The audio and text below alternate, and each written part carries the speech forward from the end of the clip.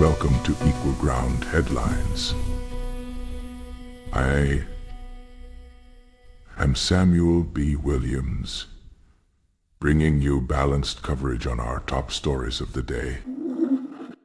A few hours before sunset on May 26, 2025, Liverpool's city centre was awash in red scarves, confetti cannons, and club anthems as tens of thousands of supporters gathered for the Premier League victory parade.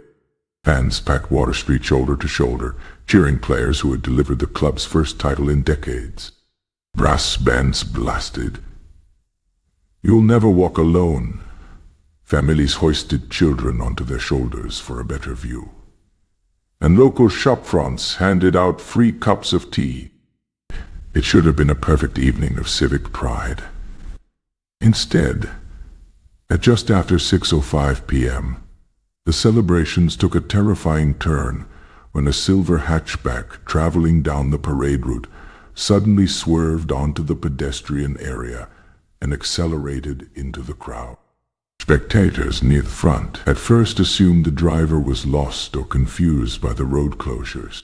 That changed in seconds as the vehicle plowed through a barrier of metal crowd control fencing, striking multiple people before screeching to a halt. Witnesses describe a moment of stunned silence, broken only by the hiss of the engine and distant stadium chants still echoing off nearby buildings.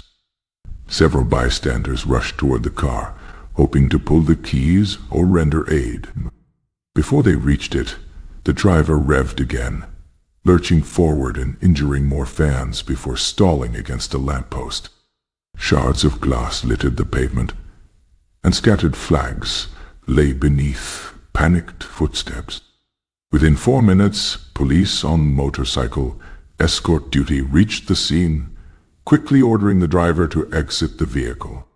Officers detained a 53-year-old man from the wider Liverpool region. He did not resist arrest. Paramedics and fire crews, already on standby for the parade, arrived almost immediately behind them, treating the injured on site before transferring several to Royal Liverpool University Hospital. Overnight, hospital staff reported that most victims sustained leg fractures and bruising. One person required surgery for internal injuries, but was listed in stable condition by morning. Authorities emphasized that the investigation remains fluid. Detectives say the suspect lawfully owned the vehicle and had no immediate ties to extremist organizations. At a late-night press conference, Merseyside police asked the public to provide dashcam footage, phone videos, or eyewitness accounts, but urged against circulating unverified rumors online. They confirmed that the man was being held on suspicion of causing grievous bodily harm and dangerous driving, while detectives assess intent. Toxicology screenings, mental health evaluations, and a detailed search of the suspect's residence are underway. Police stress that determining motive, whether deliberate malice, medical episode, or mechanical failure, will require time and forensic analysis. Meanwhile, eyewitnesses continue to replay the moment in their minds. Harry Rashid, who attended with his wife and 9-year-old daughter, recalled seeing the driver's face for a split second. He looked blank, like he wasn't even there. Rashid recounted. "I heard metal crunch, people scream, and then everything felt slow, like a nightmare you can't wake from." Rashid pulled his daughter out of harm's way and assisted first responders by using his scarf as a makeshift tourniquet on a stranger's leg. Others formed impromptu human chains to guide crowds away from the cordoned area, showing the kind of solidarity Liverpool is famous for. Prime Minister Keir Starmer addressed the nation from Downing Street later that evening. What was meant to be an evening of joy has become a scene of shock and sorrow. Our hearts are with the injured and their loved ones. He praised the police and ambulance crews whose rapid response prevented an even greater tragedy. The city's mayor echoed those sentiments, announcing that counseling services would be available for traumatized fans and that a review of parade security protocols would begin immediately. Liverpool FC released its own statement offering condolences, confirming that players and staff were safely back at the team hotel when the incident occurred. Club officials said they were in constant contact with authorities and pledged to cover medical costs for those harmed. Overnight, supporters groups organized blood donation drives and set up a relief fund for victims' families. On social media, the hashtag #StandTallLFC trended across the United Kingdom, with thousands posting messages of support and clips of fans singing together in hospital waiting rooms. Safety experts point out that large-scale parades always carry risk, even with meticulous planning. Temporary road closures can confuse local traffic, and in celebratory atmospheres, people relax their guard. In Liverpool's case, crowd barriers were designed to guide foot traffic, but not necessarily to stop a determined vehicle. Organizers had placed heavy trucks at strategic intersections, a tactic borrowed from other European cities. Yet Water Street is a narrow thoroughfare dotted with historic buildings, limiting space for such blockades. Security consultants now argue that future events should consider perimeter bollards rated to stop cars at moderate speed, plus real-time vehicle tracking systems that alert police to unusual movements near restricted zones.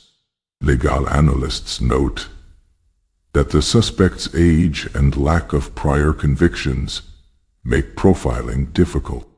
If investigators find evidence of intent, texts, online posts, or prior threats, charges could escalate to attempted murder or terrorism. Conversely, if a medical emergency, such as a seizure, is confirmed, the case could shift toward negligent driving offenses. Either outcome raises broader questions about driver fitness, mandatory medical screenings, and the safeguards needed when large crowds mix with city traffic. Mental health advocates caution against stigma, while speculation swirls online. Professionals remind the public that violent acts represent the exception, not the rule, among individuals with mental health conditions.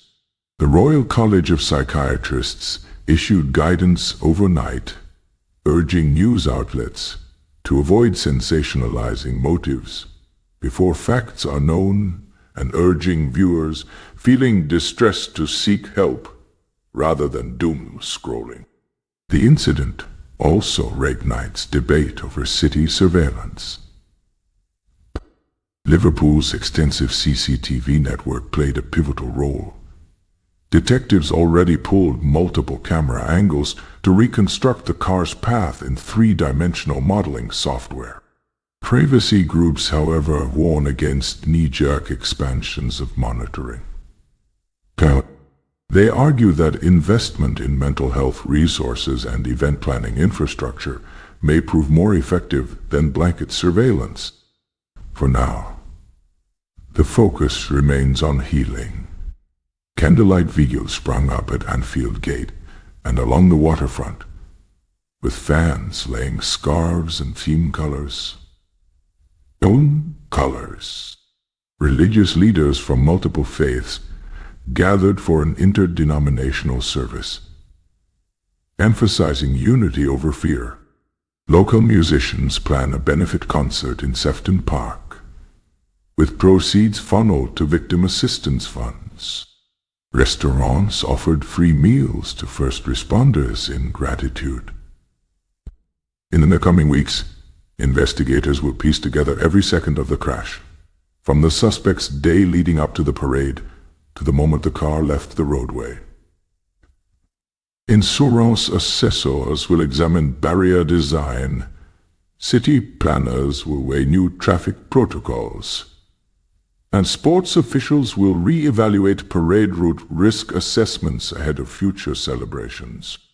Meanwhile, fans face the bittersweet reality that a day meant to celebrate triumph now sits side by side with grief.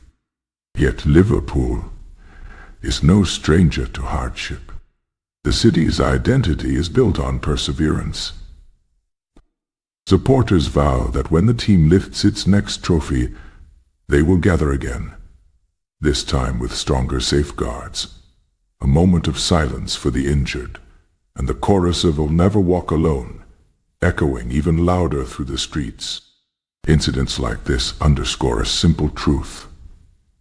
Joy and tragedy can unfold in the same breath.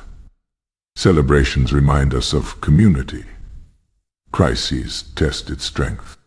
Liverpool's response: swift aid, shared grief, and collective resolve, offers a template for how cities everywhere might meet unforeseen danger without losing their spirit. As details emerge, the challenge will be balancing security with openness, caution with celebration, and accountability with compassion. So the question we're left with is this: how do we honor our need for shared public joy while ensuring that every person who steps onto a parade route returns home safely? It's a question for organizers, for policymakers, and for every one of us who believes that moments of triumph should never be marred by fear. In the days ahead, Liverpool will search for answers, and the world will be watching.